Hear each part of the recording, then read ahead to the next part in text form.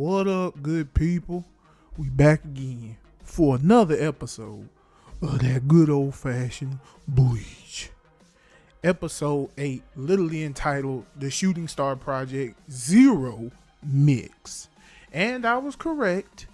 Zero Mix, meaning they were teasing us that Squad Zero was going to appear. First and foremost, whoever the hell wanted to be Petty McGee out here putting the way the title card was made from the hole where freaking Yamamoto was blown to bits. That was petty as hell. Now, first and foremost, let me go ahead and say this right here. We can go ahead and confirm right now that Byakuya is still alive. Kubo is going with the manga idea that Byakuya Kuchiki is alive. Now, the one thing I do have to say about this episode, first and foremost, I enjoyed this episode. This episode was amazing. It was great. It had little to no action, and it was still a great episode. And not even because of the appearance of Squad Zero, but all of the emotion. The atmosphere at the beginning was legitimately like no hope. Nothing. We even got some returns, some cameos of some of our favorite characters and things of that nature. I must say, I really did enjoy this episode of Bleach. So we're going to go ahead and break this down clearly. So, first and foremost, as soon as we saw that Yamamoto was gone, Kiraku's legitimately standing at the hole where he was blown up from, and it showed the title card. Then you showed the conversation between Unohana and Isane. Isane is actually shedding tears, and Unohana was like, I had to follow his last command, which was do not let Squad 4 leave these barracks and everything of that nature. So it made sense, I guess. I also like how it is showing us the grieving process of the Gotei 13. First and foremost, here's the thing. The only thing I always questioned was, do they really give a damn about each other? Like, honestly, do they really give a damn about each other? Now, granted, I know they showed a little bit of this, when Aizen Sosuke died and everybody was affected differently, but Yamamoto, this was the man, the thread that kept them all together. He is no longer with us. He is gone. And the one thing I have to say about all of this, about this in general, mainly, y'all, is the sheer fact of the matter is that Soifon was the most vocal about losing Yamamoto. But remember, this is how people are grieving. Now, I will say this, though. I have not seen Soifon this vocal unless it got something to do with Yoruichi. Like, real talk. So Soifon being this vocal is actually a breath of fresh air. And it's like what I said, they're going through the grieving process. Everybody grieves differently. Like when everybody was in the freaking meeting room and they showed Yamamoto's shattered sword and Ukitake was like, he's gone, he's no longer with us. And Soifon, she has that grieving process of like, well, there's someone here to blame besides the Quincy's and things of that nature, because Soifon was literally like, I don't get it, I just don't understand, and things of that nature. And then someone from Squad 2 shows up. I'm here to report that Byakuya Kuchiki and Kenpachi Zaraki are still alive. I was like, yes, thank you. I legit had to pause it when I was like, Byakuya Kuchiki still alive? Good shit. Thank you for that.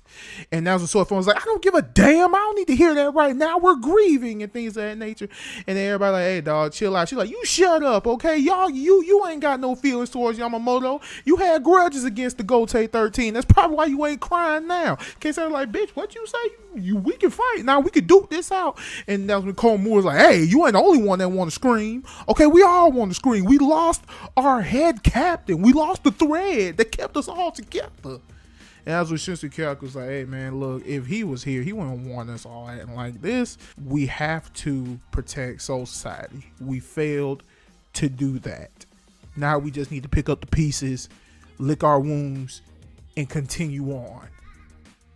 So we're going to talk about the whole thing with Ichigo. Clearly, he has so much on the brain right now, finding out that, he's part Quincy and things of that nature, which makes sense now that Juha Bach has explained it in the way that was more sensible to me. When Ichigo met up with Mayuri, Ichigo's like, hey, can you fix my Bankai? Mayuri's like, no, I can't. He's like, you can fix your Bankai all the time. You always break your shit. He's like, I don't break it. I modify it. I can't do nothing with it, okay? Sorry. you can't heal your Bankai, dog. Your Bankai's gone. And that's when they was like, hey, we're about to go meet Squad Zero. Squad Zero finna come into the woodwork, and Squad Zero was about to put in work. Now, the one thing I will say is I like how the atmosphere changed as soon as Squad Zero stepped out of their vehicle, their transporting vehicle. Because, at first it was gloomy, it was sad, it was depressing. But it's funny how as soon as Squad Zero landed, the clouds parted, it's sunny, it's happy, and things of that nature. And as soon as Squad Zero steps out, bam, happiness. They happy as hell. They like, hey, what's going on? They happy, they goofy and everything and all that nature. And I do like how it's showing how almost each and every member of Squad Zero has some kind of relationship with another captain in the Gotei 13, which is cool. And I do like how they was explaining, oh yeah, Squad Zero, all their spirit pressures alone can defeat all the Gotei 13. He's like, what the fuck and things of that nature. And, we find out a lot in this episode. It was a very information-giving episode. And, of course, we found out, oh, yeah, so we're here to rebuild, Soul Society. And I like how Soifon was like, who the hell, what? Y'all was just sitting there twiddling your fucking thumbs when we needed you. And, yeah, you're not here and now you're here to help us after everything, is finished? No, man, get the hell on the out of here. Nobody want to hear that shit. Like, straight up. But then there was some tension like, bitch, who are you talking to? Do you know who the hell he is? Listen, dog, it was y'all job to protect Soul Society. It's our job to protect the Royal Palace. That means if Aizen was to enter the Royal Palace, that means he would have to go up against everybody from Squad Zero, which was explained. Because the funny thing is, a lot of people did not really understand what a Ulkin was. And I do like how Ichigo explained, oh, the Ulkin is technically us. So Aizen was trying to make one of us so that he can be invited into the Royal Palace. Which was, in my opinion, a dope process. I like how they explained that. And so, yeah, Aizen was trying to create the Ulkin, which was one of us. Because remember, they said, oh, the only way you can come to the Royal Palace is if we let you in or you come with one of us. And Aizen was trying to do that. And I do like how the woman with the multiple hands, I forgot her name, she was like, Aizen is the personification of evil. But those Quincy's are much greater evil. I was like, God damn. I was like, first of all, don't be talking about Aizen, okay? We all know what Aizen finna do, okay? Like, real talk.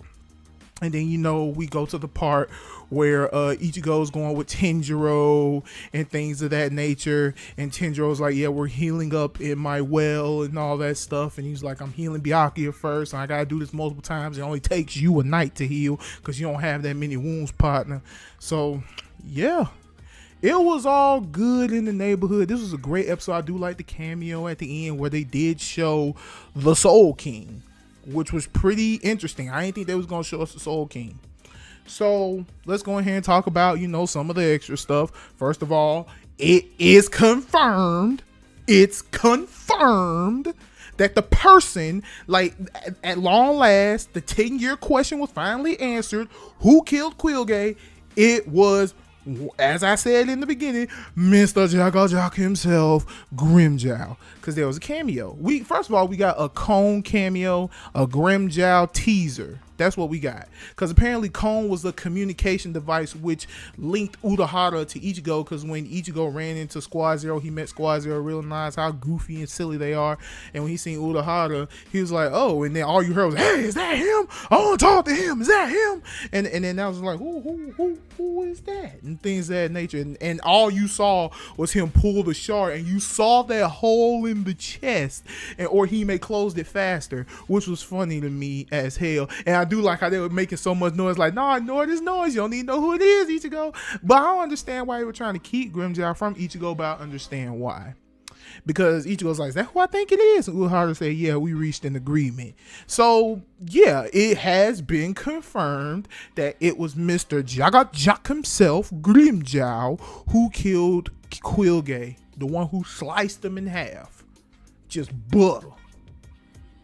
Ah, man, it was a great episode. I really enjoyed this episode, and it was great seeing Cone again. It's good to know that Rukia is straight, Renji is straight. The next episode, literally entitled The Drop, is Kenpachi, baby. Let's get it. It's funny how some of these Squad Zero captains have a relationship with the current Gotei 13. Like when Kirio slapped Shinji, she was like, long time no see, Shinji. I see Hiyori's not with you. He's like, wait, Hiyori? You're Kirio? That's you? And things of that nature. And you know, Tenjiro has a relationship with Unohana where he was like, hey, my healing techniques, what's the issue, Unohana? Because you could have saved more people if you used the healing techniques I taught you.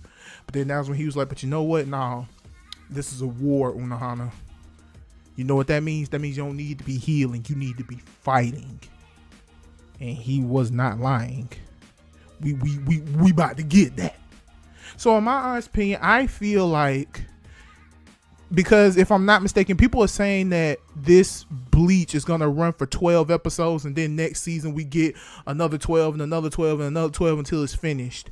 So I believe that this is going to end either when Ichigo gets his new ability, or when Oetsu, because this is just me talking in spoiler, Oetsu told Ichigo to go home.